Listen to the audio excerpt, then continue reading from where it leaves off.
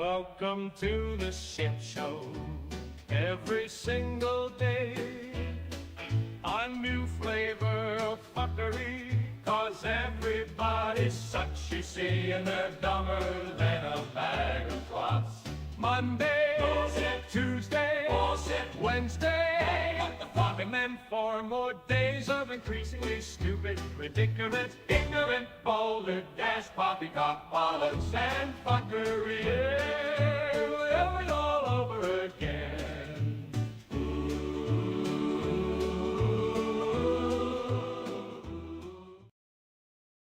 Darn it. I forgot my drink. Hold on a second. Shit. I don't know where to put it. Oh, there it is.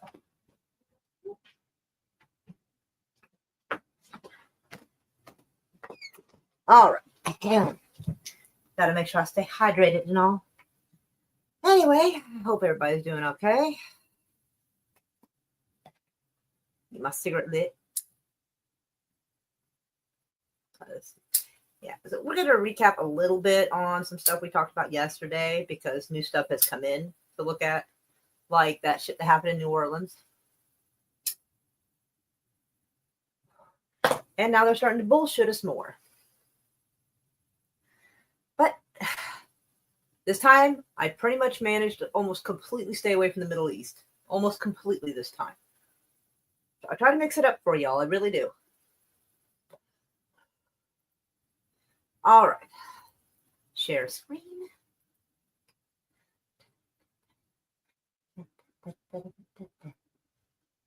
All right. Goodness, where do we start? Actually, it's kind of confusing, but we'll start over here. I think this is about the most we have of the Middle East, I think. And since he's technically in Russia, it kind of doesn't count. Hello, broccoli. How are you? Welcome. So, it says, has Assad been poisoned in Russia? What do we know? I fucking hope not. And honestly, because I feel like they had their chance. At this point, the guy is trying to get treatment for his wife who has cancer. The guy has been run out of his land, run out of his home. Some weirdo who used to cut people's heads off now has his fucking house. And they're still after this man. Like, come on. Like, leave the man alone. You won. There is nothing worse than a sore winner. You know what I mean?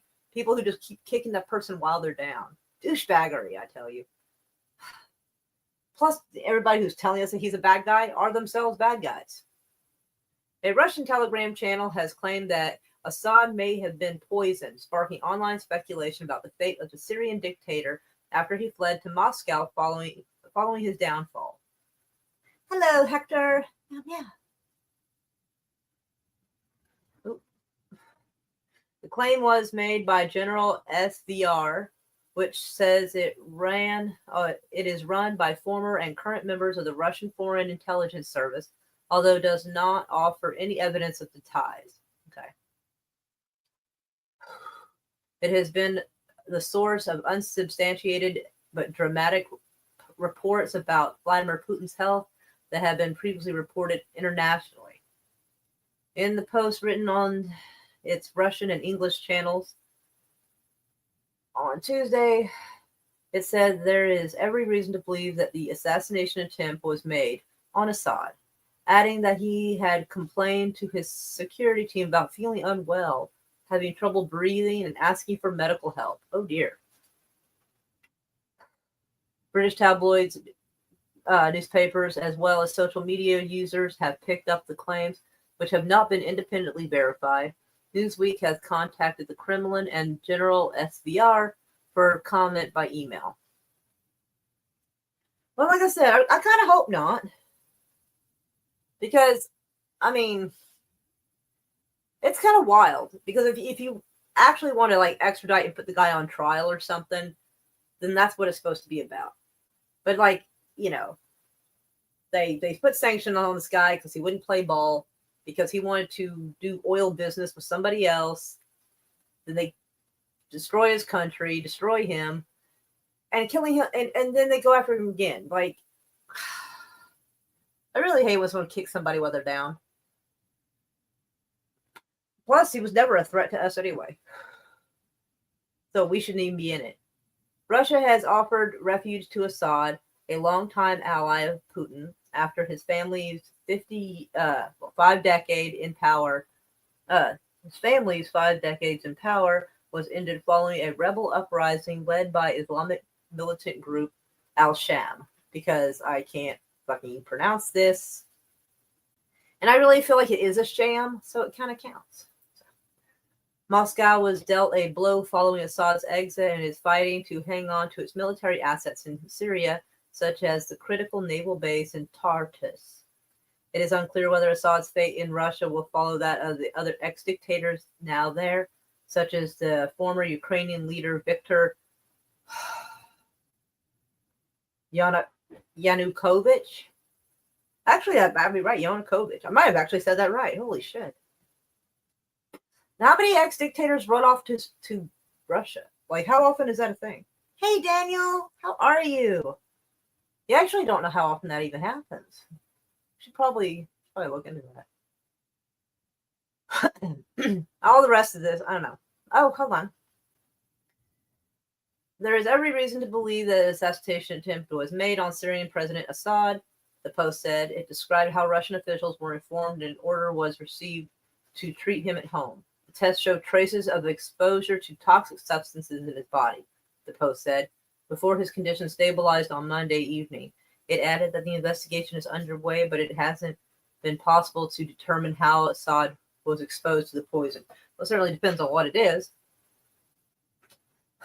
Something that seems common for killing people is polonium. And that's a nasty way to go. And if they only put a tiny bit, it wouldn't kill him immediately. It'd make him suffer for a bit. That's how they killed Yasser Arafat. Pretty sure his nephew helped do that to him. Let's see. Now they're just talking about that little Russian channel. General SVR's Russian channel has 351,000 subscribers. Kind of don't really care about that part. Although I guess it would be kind of cool to check out Telegram and see what kind of stuff they say. Even though I feel like Telegram has now been compromised, since the guy in charge of it had to pretty much surrender shit to let other people get into the program because they wanted to censor stuff. So, but all right, next article. It's Iraq all over again. Experts warn about Trump's reported plan to invade Mexico. Fuck, I hope he's not serious. Just that headline alone is crazy enough, but all right, let's see it. And honestly, I'll say I never expected to be a channel that talks shit on Trump all the time. Like, that is not my thing. That has never been my thing. If I see someone doing something stupid, I call it out. It doesn't matter if it's Democrat or Republican. I'd make no excuse for either. But I don't want anyone to think that I'm just starting this whole bash Trump thing. Like, that's not going to be my shtick, you know. But this just happens to be the shit that's catching my attention, and I'm like, oh, damn. President Donald Trump and his incoming administration are reportedly anticipating to start launching military operations inside Mexico in an effort to take out drug cartel leaders. I get that. But the idea of invading yet another country just, it doesn't sit well, especially when it's right fucking next door to us. I mean, granted, the cartel are also next door to us, and that's not good, obviously. Like, I'm hoping that at least Mexico is cooperating with this, because then it's not invading them. It's working with them. I always feel embarrassed when our country keeps invading other places. Ugh. President-elect Donald Trump we read that part, my bad. In an interview with Rolling Stone, however, many experts expressed skepticism and alarm about Trump's plan, as they believe it would do little to stop the supply of drugs pouring into the United States.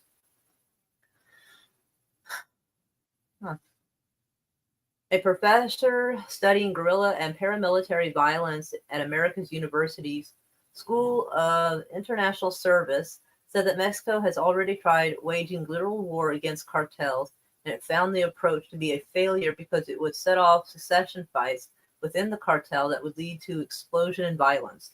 Maybe they just don't have, what's the word I'm looking for, proper follow-through.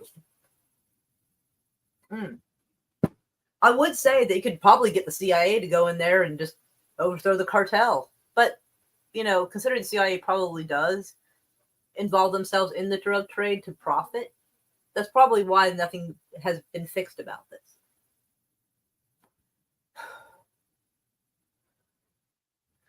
You go back and you think of a new strategy, Gallagher explains to the Rolling Stone, and going and killing capos is not only not a new strategy, but it is the most failed part of the strategy on both sides of the border. I need to look up this word because capo's word that I know starts with a K, so I'm a little confused. What the fuck? I'm a little confused by this. So, a guitar instrument?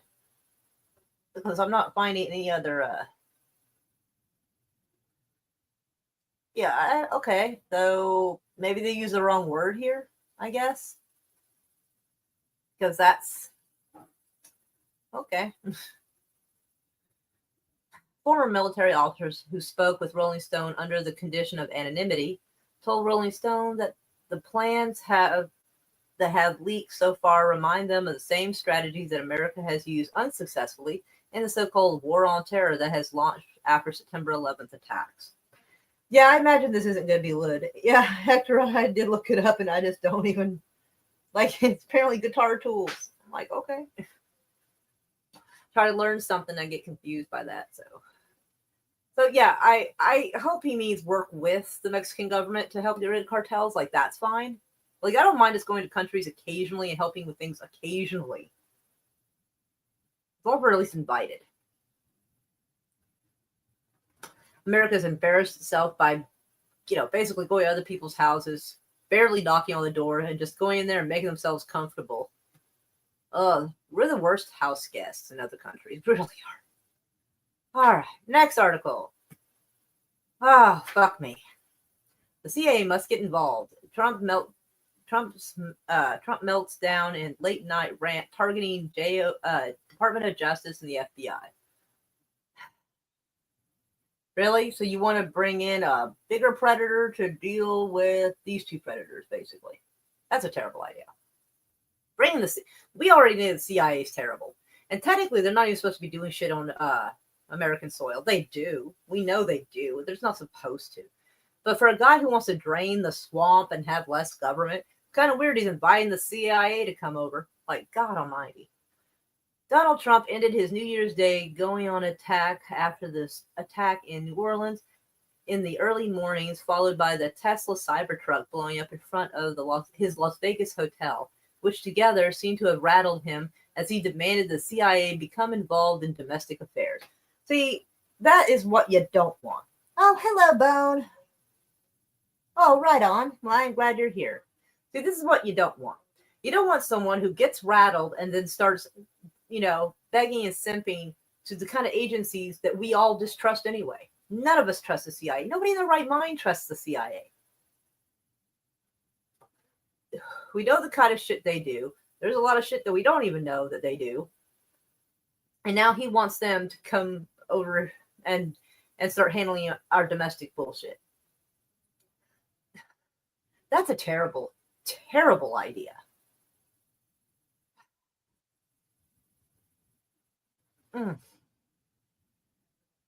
For a man who drains the swamp, supposedly. I made a Facebook story about it. I know some people are going to be upset on my Facebook about it, but I posted a picture of this article, and I said he didn't drain the swamp, he just customized it. They're not going to be happy. Taking to his Truth Social account late in the evening, President-elect pointed fingers in multiple directions and stuck to his guns, blaming everything going wrong with the country on Democrats and the country's law enforcement apparatus. Oh boy. On Truth Social, he wrote, "Our country is a disaster, a laughingstock all over the world. This is what happens when you have open borders with weak, ineffective, and virtually non-existent leadership." Yeah, he wanted to make it a whole immigration issue out of the New Orleans thing, except the guy is a native-born American. Well, he's not Native American, but he's born here in America. He was in the military for, I think, 10 years. I don't remember how long he was in. The guy was not an immigrant. But whatever, I guess. The Department of Justice, the FBI, and the Democrat state and local prosecutors have not done their job. They are completely incompetent and corrupt, having spent all of their waking hours unlawfully attacking their political opponent, me, rather than focusing on protecting America from the outside and inside. Violent scum that has infiltrated all aspects of government and our nation itself. Yeah, I mean, that part's kind of true. But he does look kind of haphazard when he starts blaming immigrants before the full story was told. A lot of people were jumping on that until they found out he was an Army veteran. And they were like, that's awkward. And then they're trying to blame Iran because supposedly the guy had an ISIS flag. And I think we talked about that yesterday, that no jihadist type would have put that flag upside down on the little flagpole he had on his truck. It was upside down. No man with that name. I'm sorry, I know that may not sound appropriate. No guy with the name he had and being a jihadist type would have done that. So I think he was actually forced into it. And we're going to get on that. So they were claiming that there was at least 4 or 5 other people involved. And now they're saying, the New Orleans attacker acted alone, said FBI. Well, I don't believe that's necessarily true, because it's kind of weird how we hear about this stuff and they always say, there's another person. Like, for instance, like they did with the Oklahoma City. Where in the fuck is the picture? It's supposed to have a picture. Oh, right there. It was supposed to be John Doe number 2. They had a whole manhunt looking for the guy who helped, I guess, supposedly got out of the Ryder truck with McVeigh. And then after a while, they acted like, never mind, that's nobody. It's nothing. There's no John Doe number 2. Because the John Doe number 2 would imply there's also John Doe number 1 as well. But, yeah. Anyway. So let's see what bullshit the FBI is trying to give us. FBI officials say that they believe Den Jabber acted alone in New Orleans in what they describe as a terror attack inspired by ISIS. I guess it's a story they're going to stick with. Okay. What was the official translation on the flag? The top part of it where it's supposed to have the writing at the top, not the bottom. If I can remember correctly, it's supposed to be Allah is the one true God, and in that circle where there's writing, it's supposed to say something like Muhammad is the messenger of God. I do believe that is what it's supposed to say. Actually, you know what? I can just go look it up real quick. Let me go look. Hold on. What does the ISIS flag say? All right.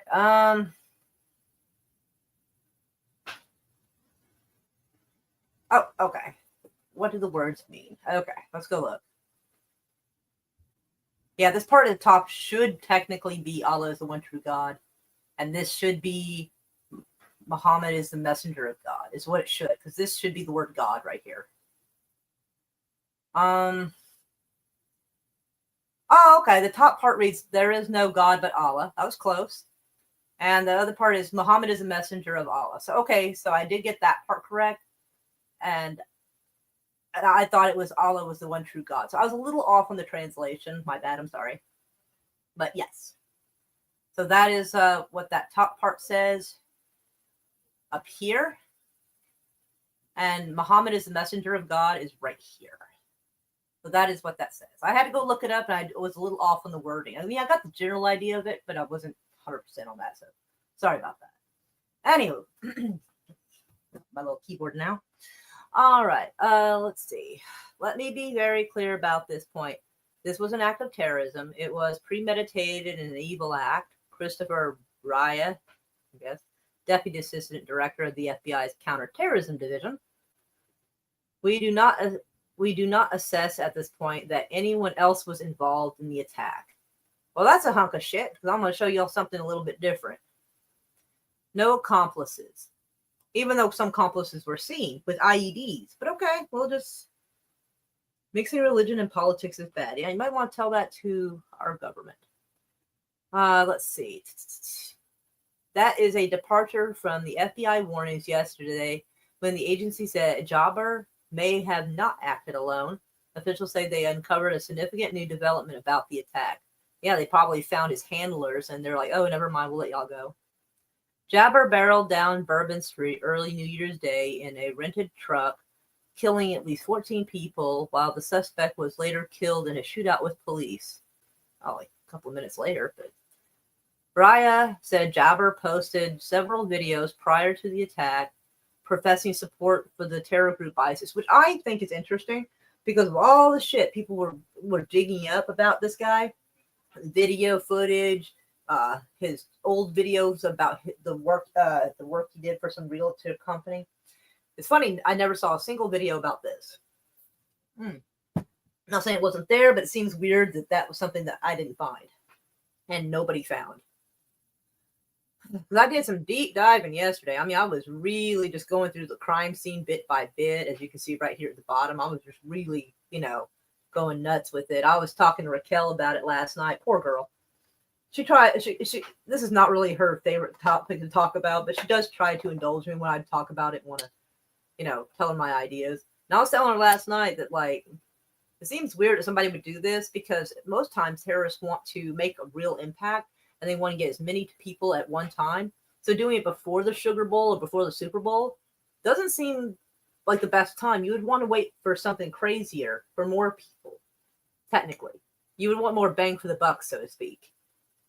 But now this does nothing but encourage even more security for the Super Bowl. You know what I mean? But I don't know. I have a feeling, though, that maybe New Orleans will be hit again with something. Not necessarily at the Super Bowl itself, but I had a theory that if I was a bad guy and I was wanting to make a hell of an impact, I would probably target the Pontchartrain Bridge. Because that is one of the main bridges that goes over the water going into the heart of New Orleans. There would be a lot of traffic and a lot of people, and it would cause a serious disruption if that bridge was incapacitated. So I do hope the authorities do kind of have like little boats out there and kind of, it's a 10-mile long bridge. It's a long fucking bridge. So, I hope they do have people out there on little boats, keeping an eye on these sort of things and making sure nothing happens to that. Because if I was a bad guy, that is a very substantial target to hit. They would have almost no security. And we got so many people coming into New Orleans and coming out of it, especially around the Super Bowl. That would be something to hit. So hopefully they keep an eye on that. Because if I was in charge, I would tell them to have police patrols on boats for that. All right. In one video, he said he initially planned to kill family and friends, but Raja said that Jabbar feared news coverage would not focus on the war between the believers and disbelievers if he did not choose a broader target. Well, they were gearing up for the Sugar Bowl and Super Bowl, but he didn't get much of a target. I mean, I feel bad for the people, and I don't want someone to kill more people. But I'm saying that if I was a bad guy and I was wanting a broader target, you wait a little longer, you would have more people. And it still doesn't explain to us why the barricades were down. They had hydraulic barricades in place, and they chose that night not to put them up. So that's wild. Less freedom. Oh, yeah, I think that's what they're ushering in. Very much so. Let me go see something real quick. So I have a bunch of stuff. Oh, actually, I was supposed to start with this, but I will get to those in a minute. What is this one about? Oh, yeah, so this person, I actually don't know who this is. Investigative journalist. Okay. I learned months ago from multiple U.S. intel sources that CIA was urging their friends in the Taliban terror network to use their sleeper cells inside the United States for an attack that would be blamed on ISIS. I am very skeptical, and it is too easy to blame ISIS. They do it over and over to hide the fact that powerful people inside America intel agencies are in bed with these nations' enemies. Now, this I feel like it's more likely. Because something else that isn't getting talked about much on your mainstream news that I've seen is that the Airbnb that Jabbar, I guess is his name, the Jabbar, yeah, that this guy was staying at, caught fire hours after he died, just about the time the sun was coming up. Now, isn't that suspicious? Because if he acted alone, who went and set fire to that? And let me see if I can find anything on that, because they're not talking about much. New Orleans Airbnb fire. Here we go. I don't know we'll get much out of it. At least you'll see I'm not full of shit. This, in fact, did happen. New Orleans Airbnb fire may be connected to the Bourbon Street attack. Airbnb, where the suspect who allegedly drove into a crowd on New Year's celebration in New Orleans was staying, burned down. Why it matters? It matters a lot in general. But all right, so Jabbar, 42, has been named a suspect in New Orleans, the New Year's attack on Bourbon Street that killed at least 15 people and injured 30. The FBI investigation, Federal Bureau of Investigation is investigating the incident as an act of terrorism. A key line of inquiry is where the attack was orchestrated or inspired by foreign terrorist groups.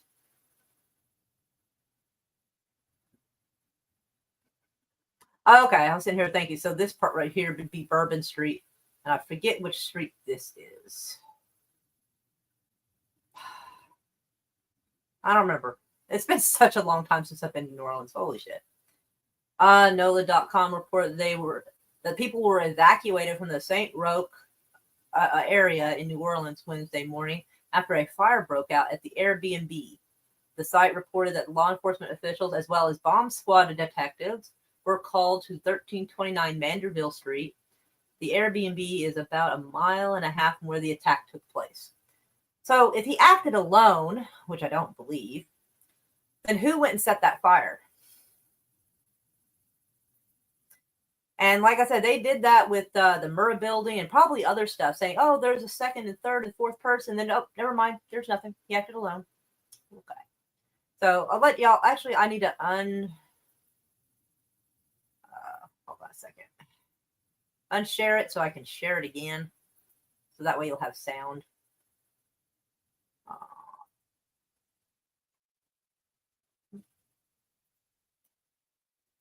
Now I got to figure out where it was.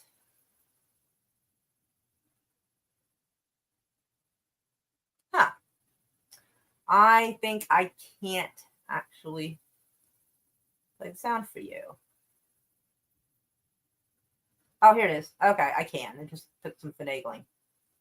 Now from the Associated Press that investigators have reviewed video of 3 men and a woman placing possible explosives around this area. This is not at all surprising because I do think we would have taken multiple individuals to place the IEDs, plan on where that placement would be, as well as then obviously use the vehicle to ram this crowd. Look, I'm former law enforcement. I think law enforcement is actually doing an excellent job here, but it seems to me that there may not have been explosive sweeps that were done of the French Quarter and Bourbon Street in particular as a result of securing this area, because part of me does wonder if that explosive would have been picked up by either a dog or a device.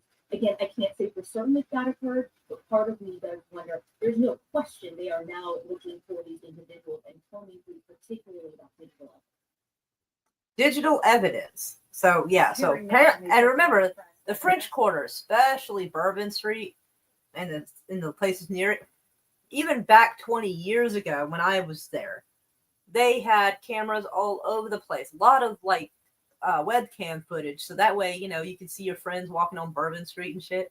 And so you can imagine 20 years later, there's even more cameras. But they're saying that, you know. Now from the Associated Press, let's hear that again. Investigators have reviewed video of 3 men and a woman placing possible explosives around this area. This is not at all. So yeah, so now they're trying to tell us, oh well, okay, well he acted alone. No, if you give them 2 or 3 days, that's when the FBI has time for everybody to get together and figure out their lie. That's why I actually like trying to catch the news as soon as it happens, to hear what they said before what they were told to say. Excuse me. So, yeah.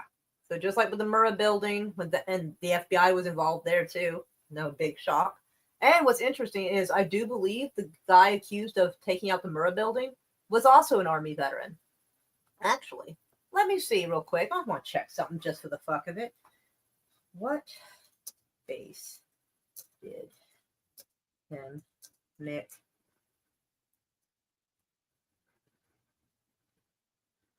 Hold on.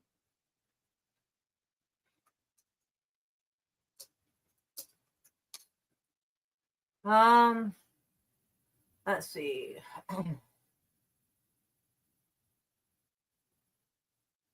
All right, they said he was in Fort Benning, Georgia. I don't think that's the only place he would have been. Let me see if I can ask it in another way. Let me go ask it. Hold on.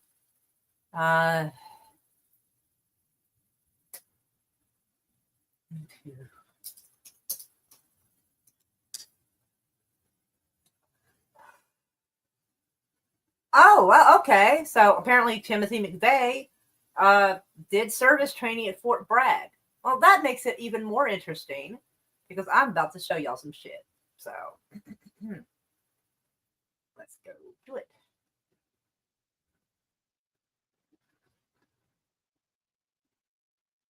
Because they're also, let's see, I'll get into that in a second, actually. This guy, so a little less heard about, is the Cybertruck exploding in front of Trump's hotel in Las Vegas. And the guy inside of it is also ex-Army, like the guy in New Orleans. And both these guys and McVeigh did training at Fort Bragg, that is now called Fort Liberty. I'm sorry, are they doing some weird ass shit in Fort Bragg? There has been a long history of some weird ass shit going on in Fort Bragg. And this is so bizarre.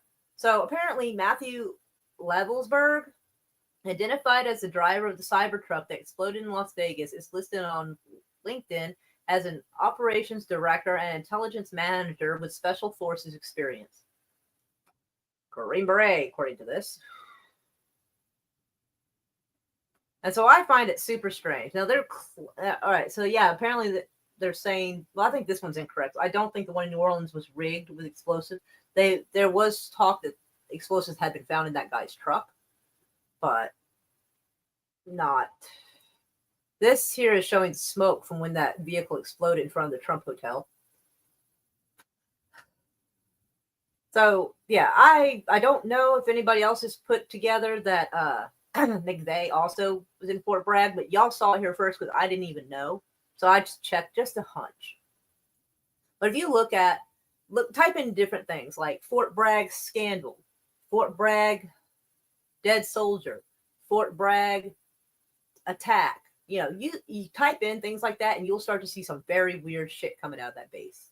I don't know if they're doing some weird ass MK Ultra shit to some of these guys. I don't know. But something's going on. Something is definitely going on here. Because that is 3 terrorists, or at least alleged terrorists, whatever, that were trained at Fort Bragg that did something crazy. And who knows what else is going on down there and what more we can expect. And I don't know if they even have like a motive for this guy to have done it. He just kind of parked in front of the hotel and just went up, just exploded. And supposedly they said the door was locked. The car doors were locked. So apparently he was also dead before the flames got him. They said that he had a single gunshot wound to the head. They didn't specify it was self-inflicted, but they're leading us to assume this. And if it's a Cybertruck, can it be driven? Hold on, let me check something real quick. Can a Cybertruck be driven remotely? Can it? Yes, it can be driven remotely using a Tesla mobile app. So what if, huge what if the guy who was in that Cybertruck, this fella right here, had already been shot in the head? They put his body in the vehicle and then remote drove it in front of Trump's place with him already dead inside and then ignited and then set off the explosives. Wouldn't that be fucking nuts? I'm just saying, wouldn't it be fucking nuts if that's what happened? I think so. I think that'd be wild. I don't know if they're going to tell us that, because if it's just him driving up there, shooting himself in the head, then somehow detonated because he was dead before the flames got him. That's what they said. So that means that he either had a timer or someone else set it off. That's the only two things that could mean. And if they just say, well, he must have had a timer, then it wraps it up in a pretty bow and no more questions asked.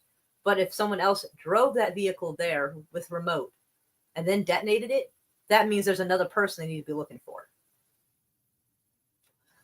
So yeah, just let's think about that. All right.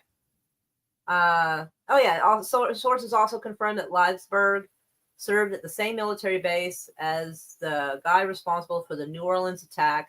Authorities are investigating a possible connection between the two men. You know, I just want to get shit stirred a little bit, so I'm just gonna put that in.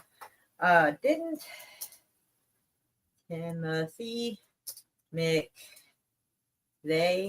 also train at Fort Bragg? We just looked it up. We know it is, but I like putting in questions like that just to kind of get people stirred up. So, all right. Hey, I got to stir it a little bit. You know what I mean? Anyway, this is a whole separate thing. We'll get into that another time. I need to read through it. Oh, and something that Elon Musk pointed out. Let me see. He says, appears likely to be an act of terrorism. Both this Cybertruck and the F-150. I don't know why he's referring to the thing in New Orleans as a suicide bomb. That's kind of bizarre for Elon Musk to say. I don't know why he phrased it that way. It wasn't a suicide bomb. But were both rented their vehicle through Turo, which apparently is some sort of a ride share app. And I thought that was odd because this fella here, Mr. Pemberton, if I remember correctly, Forrest Kendall Pemberton, yes. Apparently, he was on his way, supposedly, to an old APAC building that wasn't an APAC building no more, I guess. And he said he had changed his mind at the last minute. But when they had stopped him, supposedly he took, where is it? Let me find it real quick. On December 25th, he was found entering a ride share with a soft rifle case. That's kind of weird that you would get into a ride share with weapons. That's a bit bizarre to me. But wouldn't it be weird if that ride share app was also Turo, the same as the other two guys? That would be weird, would it not? Like, that would be a cool thing. I don't know how to look that up. I don't know how to find it. I've tried. So if anyone else can find it, that would be great, because that would be an interesting little dot to connect, wouldn't it? But, all right. Let's see. What is this? We read that already. So next article out of this topic completely. An innocent man was shot by police. An innocent man with no criminal history shot by police after they entered the wrong home searching for a stolen weed eater. Well, we end up finding out why the police were taking this weed eater so fucking seriously. So the incident occurred in London, Kentucky, a small town with small town atmosphere. On the night of December 23rd, London police were at the door of 61-year-old Doug Hurlis. They entered the home at nearly midnight and took to midnight to look for a supposedly stolen weed eater, shooting him 5 times. The police entered the wrong home. The audio streams revealed that them stating the correct address 5 times. According to the local neighbor, the addresses were clearly marked on the homes and the sidewalk. London Mayor Randall Weddle released a statement that reads in part, "My office will closely follow the investigation being conducted by the Kentucky State Police. But I'm trying to, I wish I find it. I don't know if it's going to say whose weed eater it was, but I think it was one of the city officials in that town. And I think one of the city officials had reported that the person they were looking for stole his weed eater. So how you have a small town atmosphere and still can't fucking tell what address you're at? Police department's been silent. I bet. I spoke with the locals this morning, and I was told that many are fearful of retaliation if they speak out. Ooh, that's not good. According to my local source, body cams were implemented a few years back in the city, yet not one officer was wearing one. Holy fuck. That's crazy.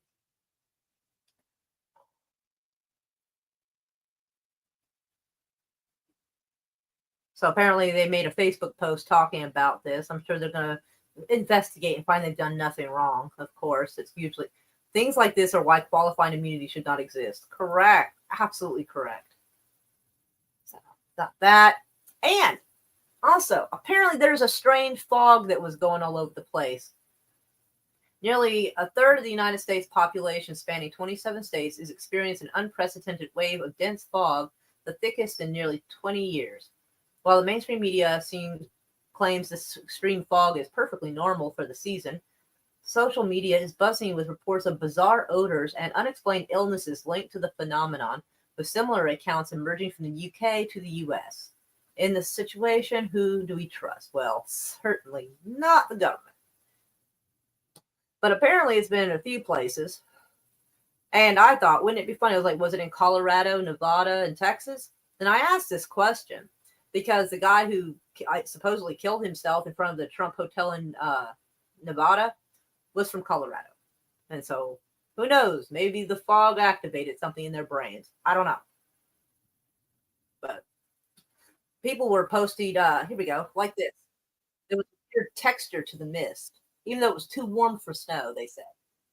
The state this they were showing these, they were like, it's not snow, but it's some kind of odd texture to the fog. And so that's pretty crazy looking. And they were saying, what was it? Some people, oh yes, it's been crazy. There are particles, not droplets. Everyone I know in this area has respiratory illness or, out of nowhere, including my household. My corgis refuse to go outside. There is a slightly odd, almost industrial odor in the air. Something's not right. And that's somebody, I guess, who's actually there and filming this stuff going on. So most likely the government is spraying some kind of crap on people. No fucking idea why or what, but American government love to do that shit.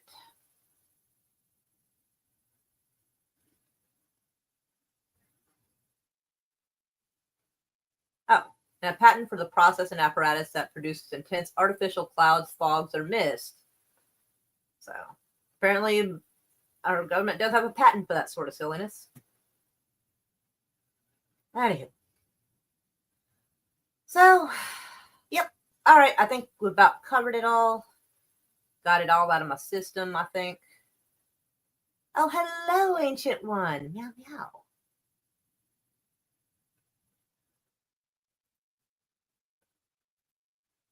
Lots of hugs to you.